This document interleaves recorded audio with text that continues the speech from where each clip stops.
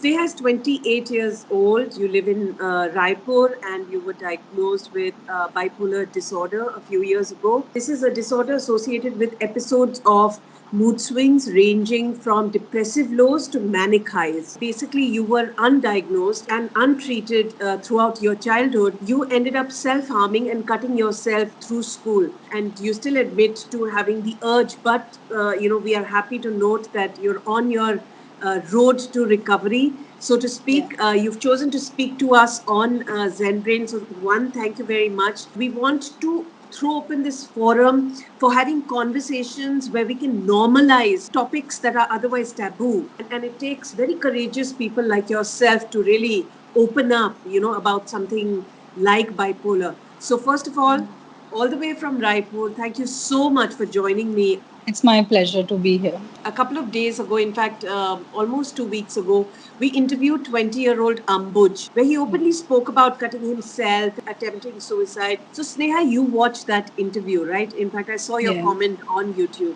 I Um, did.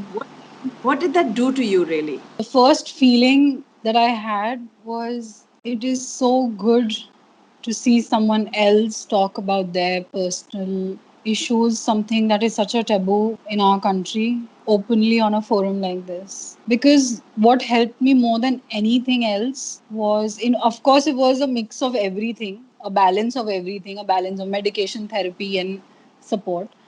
But definitely, what really helped was people like me, people who are going through it, and people who are on a path of recovery. That's great. Now, tell me about you. I think all of us are waiting to hear from you. We talked a few weeks ago, and you mentioned that you remember feeling low as early as 7. I remember as a child, I was very, I just spent all my time alone, and I remember feeling sad. Not sad because I didn't get what I wanted, like a toy, sad as a feeling. I thought about it that I would like to talk about it with you on this show. It's a beautiful day out. Some of us like rain, or some of us like a nice day of sunshine, and you're out there, you're walking in the park, and somewhere in the middle there you start feeling, what's the point? What's the point of the sunshine, or what's the point of this rain? I'm going nowhere. This feeling of dysphoria where you're not happy about anything, where nothing really gives you hope and joy. And I remember having that feeling for as long as I don't have a timeline. I can't tell you which year that was, but Eventually you were diagnosed with bipolar disorder. Do you think back and feel that you were going through a bout of depression even then, but you weren't able to pinpoint it, right? As a young child, we yeah, don't know it. definitely. I recently found a very good therapist who I've been able to work with for this past year. And we together working on my issues, and then we realized that it was definitely depression. Bipolar, I can't say for sure because it happens that something can manifest into something else later on, and that bipolar can, be induced after an amount of certain depression or an amount of stress. As I've read and spoken to my doctors, is generally diagnosed in young adults soon after 18 or around 2021. And that's about when I was diagnosed. I was 22 that time. And sometimes there is a misdiagnosis too, because there is no test or a scan, or it is verbal. And then because a lot of people, there are categories under bipolar. There's bipolar 1 and 2, and there's rapid cycling, and then you feel more depressed than manic, and then you're feeling manic and you feel, oh no, I'm fine because I'm feeling energetic and I'm functional. What the hell would be wrong with me, right? So you don't get diagnosed properly, and that's the danger of it. Tell us, Sneha, how long are these extreme phases, your lows and highs? What does that make you feel? How is it living with bipolar? So bipolar as a disorder is on a very wide spectrum. You feel depression and you feel very high, which is called manic, and then you feel other things in the middle, which is called hypomanic, or which is called manic dysphoria, which is not talked about enough, I think. But and I faced so much of that, and I was so confused for such a long time, like what is happening with me? Because generally what happens in depression is you're very low and you don't have interest and you don't have the energy, and your eating is all haywire, and you don't can't sleep too, or you sleep too much, can't get out of bed. And what generally happens in mania or hypermania, which is like a less stronger form of mania, is that you're very energetic, hyper, very grandiose thinking, and one might go on shopping sprees or think like, I take on too much work, and because you get like sort of delusional, you're like, I can do this and I can do that, and start 10 projects at once. And there are physical cues, like my speech gets a little distorted. I speak too fast because my thoughts are running so fast that my speech starts overlapping, and I don't even get full blown manias. I just get hypomania. So people get pretty dysfunctional because of this disorder. And then what dysphoric hypomania is, you have the energy, you have the enthusiasm, you're not sleeping because you're so hyper, but you're extremely low. And it is so dangerous because that is when your suicidal ideations might come into play. Because suicidal attempts, suicidal thoughts, and suicidal ideation, there's a difference. A person might have ideas about it and keep thinking about it in their low phases, or even sometimes not in their low phases. But to act upon it, there is a distance between that. And what happens when you have the energy to do it? Yeah. That becomes very dangerous. That's why it is important that caregivers, your support system, your doctors, your therapists are involved. And that is one thing we're really, really lacking here. We don't have enough awareness. We don't have enough caregivers, not just family and friends, but therapists and counselors. And there is no network of peer support. I mean, nobody understands what peer support is, and why not? Statistically, I've been reading like India is the most depressed country in the world, and this and that. And but we can be there for each other, right? If I'm doing well, I want you to do well too. Absolutely right. No, you're right. And I think it's a point that I want to put across there. We don't have to just depend on therapists, on specialists. We have to look out for each other. And I think Absolutely. our collective responsibility, that if we find that somebody is facing a problem, then we should be able to step up. And I think that's what's happened with our society, hasn't it? In a network connected society, we've actually become more lonely. We are hyper connected. We are connected in every possible manner and every possible platform. But then nobody is out there listening to us. Any That's of right. us. Because none of us are any of us listening to anybody else. Few years back during my periods of recovery, one of my worst episodes, I think, I was trying to figure out, I'm not earning, I don't have a profession, I keep doing small things, but there needs to be something that gives me the motivation to wake up every morning. And then this, I'm feeling happy, like I said, I'm feeling happy, and I love rain, and and it's raining and it's beautiful, and I'm enjoying my chai and pakoda, and I don't want to suddenly feel depressed. What is that? I need to make my own systems, right? Or even if I'm working with my therapist, we need to find my system. So what is this thing that I want to find that is going to keep me motivated and keep me going? And that's when I decided that I am not going to hide. Not that I was hiding it. My family is not that way. We talk about everything, and we've never been these people that, shy away from talking about our uh, issues in the family.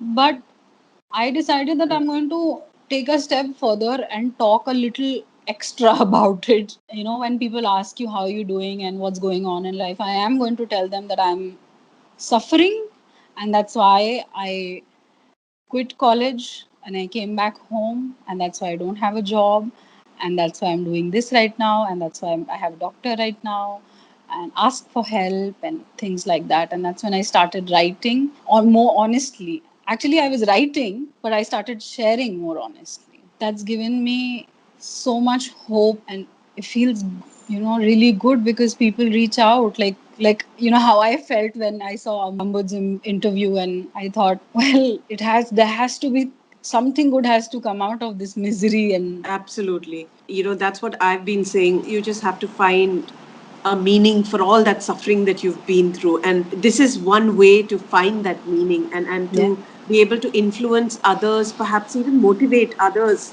to hear from people like you and not feel so alone. Just getting back to what you were talking about, when you were going through an episode, it's very disempowering in a way. It's almost like you're saying that you don't have control over yourself. You don't have control over the fact that you feel so low, yeah. and you don't have control over those highs either. It's actually, that's exactly what I'm saying, that I don't have control. There is a difference, that I've come to understand along this journey of mine. And the last time I spoke to my therapist, and I told him, his name is David, so I told him, David, I understand now the difference where, this point where I lose control and I cannot control it, and the points where I can control. Because sometimes I don't want to put the effort, it's too much. I just want to feel sorry for myself and feel bad and curl up in bed. But then that's because I have been on medication for 8 years now. And I stayed on medication for 7 years. And around 6 months back, I started feeling much better, like almost stable and just perfectly fine and functional. And I did not have any depressive episodes that were too bad to handle. That's probably because I was on medication for 7 years. And I finally got the right combination, because there is a lot of trial and error too. And then I had therapy, and my support systems were finally in place and everything. And I decided that I should stop. And without consulting the doctor, I stopped. Was that in one of your highs where you decided that you were feeling perfectly fine? Yep. Yes.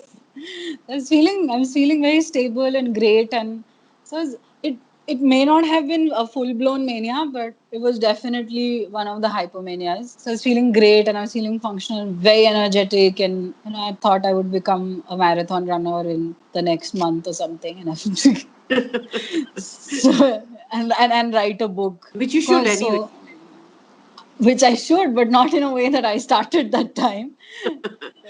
Grandiose ideas are not, no, it sounds fun, it seems fun at the time, and it's kind of disappointing, why the hell can I do it? Because but then you learn to live with it. Once you stop fighting it, once you stop feeling bad about it, once you stop beating yourself about it, blaming yourself for it. And I've seen that transition now that I've restarted my medication. And I feel very detached to that part of myself where I lose the control now that I have the control. And speaking about control, I Yeah. want to take you back. The time when you began to cut yourself, when was this? How old were you? And how does this whole pattern of control fit in with cutting yourself? That is all about control, definitely. Because I haven't really figured out what went on in my childhood and why I was depressed the way I was. But I will get there. I've decided that I want to deal with it. But what I know is that it is all about control. Self harming is about control. And self harming is not just cutting, you do it in many, many different ways. And I was doing it while I was very young. Like I started when I was very young. I can't put, I'm not sure how old I might have been, but I think I might have been 10. And do you remember why? Do you remember, was it a feeling? Was it an incident? I don't remember. There were things that stirred up big things inside me, and I couldn't talk. I just couldn't. It felt like I had this thing here, and I just couldn't say it. I would cry all the time. So my parents were both working, and my grandparents were home, and my sisters were there. My cousins were also there, and but then I am much younger. I'm like the next sibling is 7.5 years older, so there's like a huge gap. They didn't want to play with me, and they didn't want to be around me. Of course, understood. So I think all of that was missed. So, did you have suicidal thoughts at that time? Yes, I You did. remember that as a child? You did? Yeah. I was 7 years old and I have a poetry from 97, which can't be clearer. Very suicidal, so much suicidal ideation in that poem. As a 7 year old, you're in class one. That's really shocking to hear. And one would wonder then, did something happen? Were you witness to something? Yes. Okay. These are things I haven't dealt with, and I want to. It's just that I haven't found the courage yet.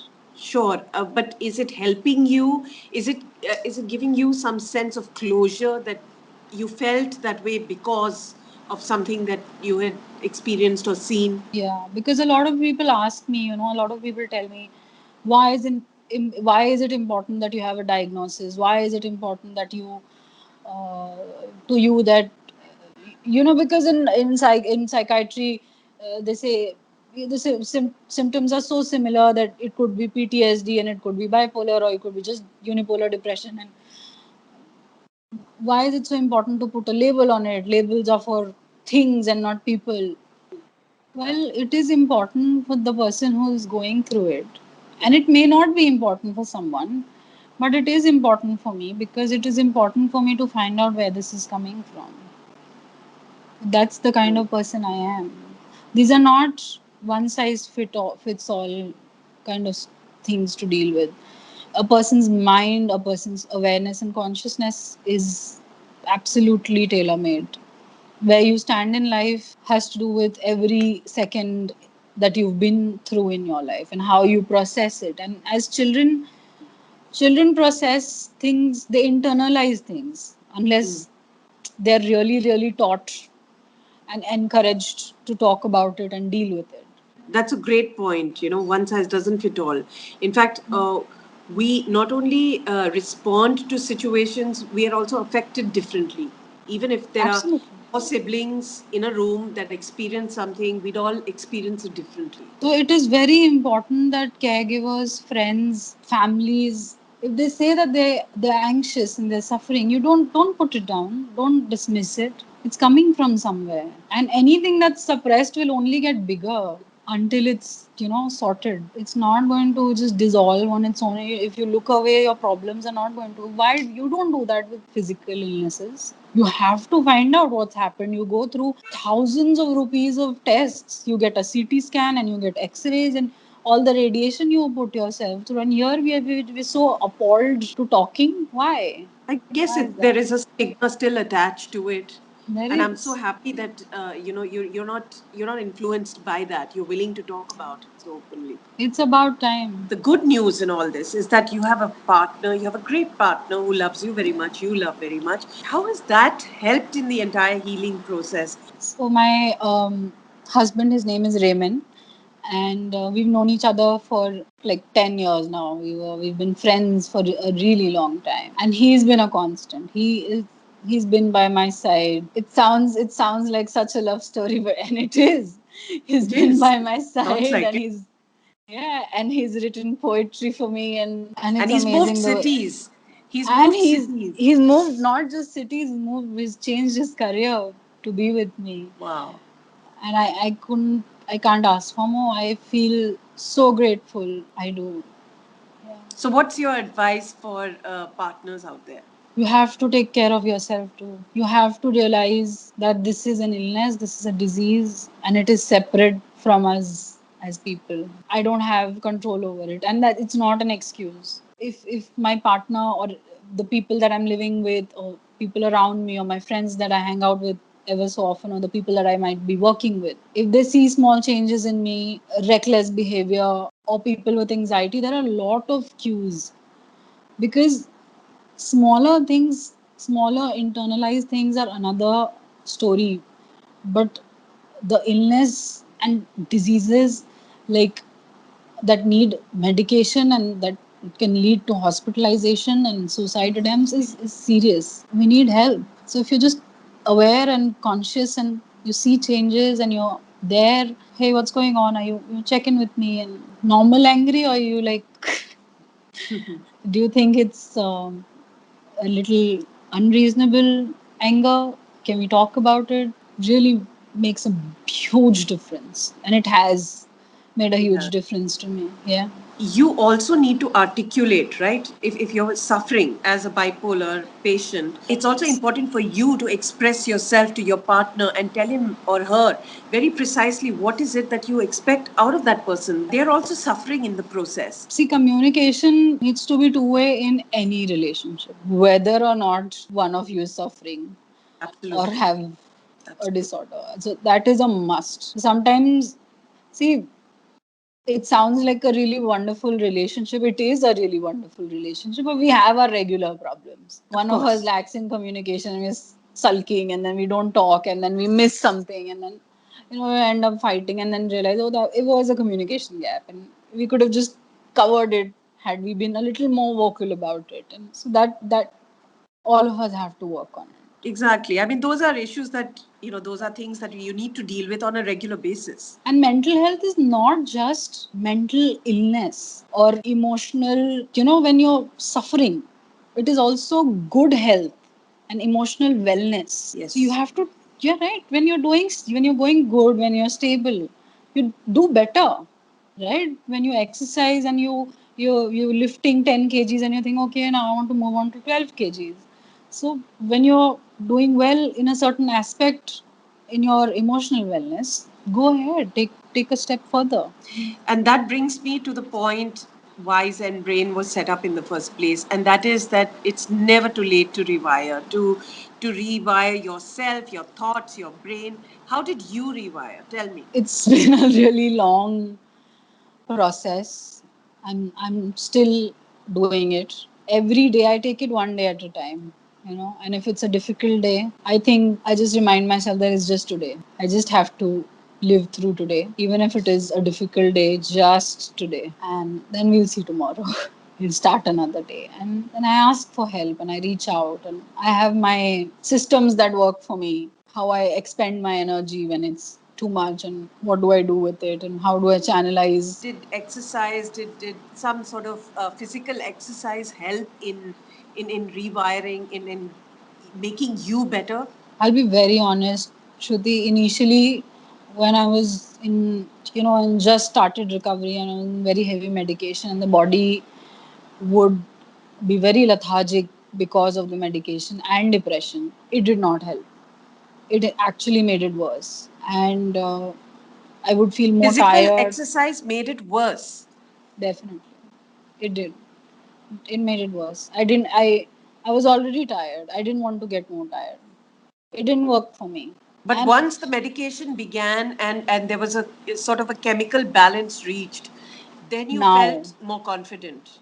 now that is because I also have a lot of metabolic imbalances and hormonal imbalances, and I'm on a lot of other medication and thyroid and things like that. So I've been taking care of all of that, and all of those things contribute to depression, and depression makes that worse, depression and bipolar, and then the medication. So it is all connected. You cannot separate your mental and physical health is one point.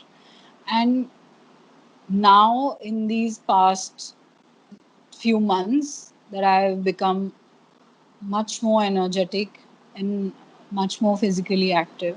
And the biggest learning of mine is that you plan your recovery. Take help, but plan your recovery Yeah, you're yourself. responsible for yourself. And Yeah. I think that's a very valid point. And Sneha, I'm very happy that you brought it up because a lot of people I have met feel that somebody else is going to help them, someone else is going to heal them. It's not always the case. You need to Yeah. take control. You And do. again, it's all about control, isn't it? It is very difficult, Shruti. It's a very isolating disease. It isolates you, and it makes you feel very lonely, even if you are surrounded by people who love you and care for you. It just keeps making you feel that way, and you really want that. You want someone to come and help you change your life, and people can contribute to that, but ultimately it should be your decision. You should take control. You should not feel guilty about it. And art has helped you in that case, right? It's changed my life. I was never a vocal person, and though I used to write all my life, I've had a journal, I've been writing poetry or something or the other. But then during the very severe time of my depression, I was neither able to read or nor write. I didn't write for years, couldn't write a word, and that really, really shook me.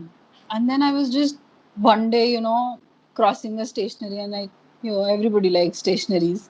So I went in, and it was displayed so beautifully, and I picked out paints and canvases, and then it just started like that. And started using it as a vent, just movement and flow and colors and textures, and it's been very therapeutic for me. Exploring it without any fear, because I don't care about selling it, I don't care about showing it. And slowly, down the line, as I've changed, made decisions and changed certain perspectives, explored things, it has stopped bothering me if people would judge me or my work. Since that fear has gone, and I've started connecting with more people because there's one barricade less, I find that people don't actually form that many bad notions about you.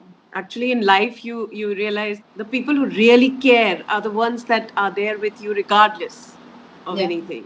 You reach out, you talk to people, and I have been doing that, and people have responded so wonderfully. And not just from Raipur, not just my friends and family, random strangers who read my blog page, and people from across the world. They read your poetry and they see your posts, and I share on different platforms, like I'm doing Zen-Brain with you right now. And I am 100% sure that there will be so many people who will not only be touched and feel connected. Humans are not isolated animals. We are not meant to live in isolation. I hope you are that one person that people turn to.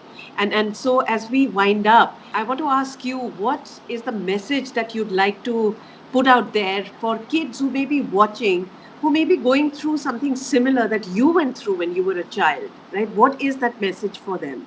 The message is you cannot stop. You have to keep moving forward. Even if it feels bad, even if it feels like this is it, just take that one step, that 1 minute of courage or 1 second of courage, because you are brave. You already have that strength, and once, just push through once. It And it's gets better. and it gets better and it's all worth it. Definitely worth it. And a message for parents who may have a child who suffered the way you did. My message for parents is I'm sure work is important. I'm sure making a living is important. But your kids are more important. And by that, I don't mean buy them toys and a fancy education. Children from government schools or, really small schools do equally well if they're from happy and wholesome homes. We don't want anything else but connections and families. Someone to hear us and take care of us. Children cannot take care of themselves. You have to take care of them. You teach them to be independent and you nurture them. They will grow up to be wonderful, wholesome individuals. It is your Wow. responsibility. Yeah, parents, it is your responsibility. And I think, we will leave it there. Of course, we will hopefully keep talking to you, and we want to see your progress, and we are going to follow your progress, as are our viewers. I am sure of that. And I know that, Thank you. you're meant for big things, whatever it is that you do. So, Thank you, Shruti. Sneha, it's so brave of you to talk to us. Thank you very much for this time. And, for all of you watching, stay tuned for yet another conversation. Until then, live powerful.